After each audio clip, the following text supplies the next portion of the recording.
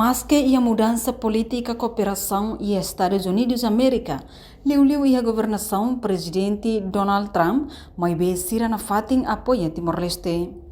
Quinta-feira, presidente Comissão B, nibe trata assunto defesa no segurança, deputado Domingos Augusto Decker rato assunto foi a audiência o embaixador Estados Unidos da América e Timor-Leste, Dona Ann Welton e a salão ZMPTL.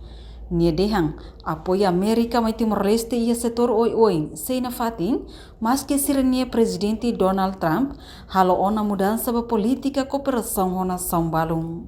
Ne fazia para pedido si embaixador Arasi. O objetivo primeiro marcar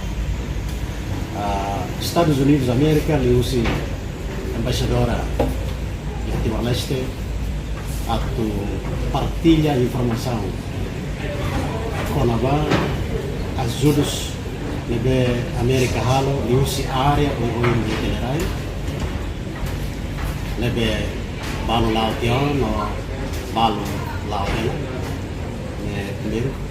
Segundo, baseia a política o excelente presidente da América foi levei tarona kataku se hal mudança a política a cooperação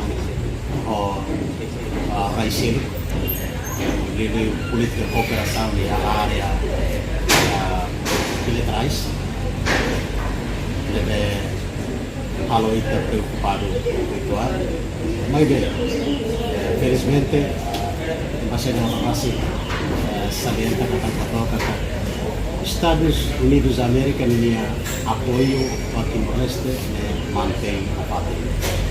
E para nós, a política foi agora o processo de Lara. Resultado isso, infelizmente, senhora embaixadora Rossi se apoia pela fala, mas está de comissão do Parlamento Nacional de Timor-Leste. E a audiência embaixadora Dona Welton recomenda a Comissão B a assumir responsabilidade halo acompanhamento no fiscaliza programa Roto nibe Estados Unidos da América apoia hanesan ia área defesa, segurança, agricultura, saúde, educação no Seloctang. Reportagem Belda Fátima Televisão Timor Post. Janela informação ba Roto. Atua tem informação atual dia Clio. Kita haluha, hanehang botão subscribe, like, halo comentário no Fahia Tutang ba media sosial Roto.